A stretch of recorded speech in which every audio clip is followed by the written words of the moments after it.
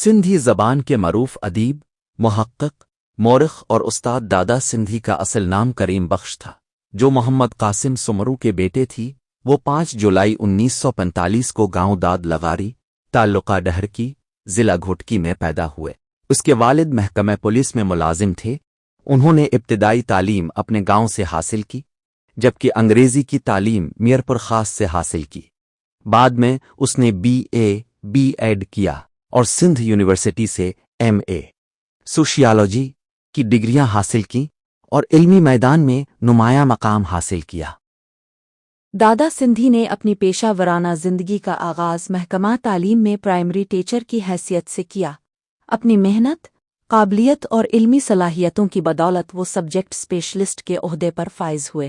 انہوں نے طلبہ کو صرف نصابی تعلیم تک محدود نہیں رکھا، بلکہ انہیں سندھ کی تاریخ، تہذیب، قومی کردار اور علمی ورثے کے بارے میں بھی پڑھایا۔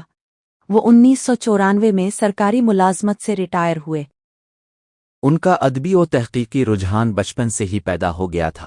گھر کا تعلیمی ماحول، ان کے بھائی قادر بخش اور خالہ اللہ بخش کی ذاتی لائبریری میں موجود کتابوں نے ان کے پڑھنے کے شوق کو بڑھاوا دیا۔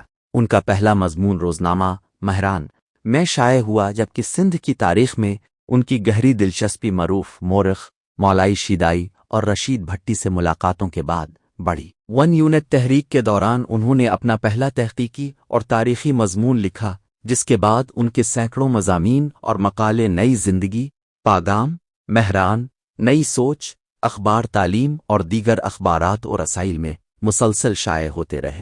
انہوں نے ریڈیو پاکستان خیرپور کے لیے بہت سے اسکرپٹ بھی لکھے۔ دادا سندھی نے سندھ کی تاریخ، قومی کردار، تحریک آزادی، عسکری تاریخ، تجارت، علما اور جنگجوؤں پر اہم کتابیں تصنیف کیں۔ ان کی نمایاں کتابوں میں ڈیدم دادن، سندھیوں کی عسکری صلاحیتیں، سندھ کی تاریخی کہانیاں، 1857 کی جنگ آزادی اور سندھ کے اسکالرز کے سنہرے اعمال، دیساوار کے ساتھ تجارت از ابتدائی سندھیوں، سمرین ایرا کے سپاہی، سمیرین ایراسٹوریل لوگ، سندھ کے جنگجو غیر ملکیوں کی نظر میں، اور سندھ کے عوامی کردار۔ اس کے علاوہ ان کے کئی تحقیقی نسخے بھی غیر مطبوعہ شکل میں دستیاب ہیں۔ دادا سندھی کی تحقیق کا سب سے بڑا کارنامہ یہ تھا کہ انہوں نے سندھ کے بھولے ہوئے تاریخی واقعات، شخصیات اور قومی ورثے کو عام قاری تک آسان اور دلچسپ انداز میں پہنچایا۔ ان کی تحریروں کے ذریعے نوجوان نسل کو سندھ کی تاریخ، شناخت اور قومی شعور سے روشناس ہونے کا موقع ملا۔ ان کی علمی، ادبی اور تحقیقی خدمات کے اعتراف میں انہیں سندھی ادبی سنگت ایوارڈ، سندھالوجی ایوارڈ، آل سندھ بلک ایوارڈ، ICI کمپنی ایوارڈ، سنگت کلام ایوارڈ اور سندھ صاحبتا سوسائٹی ایوارڈ سمیت کئی ایوارڈز ملے۔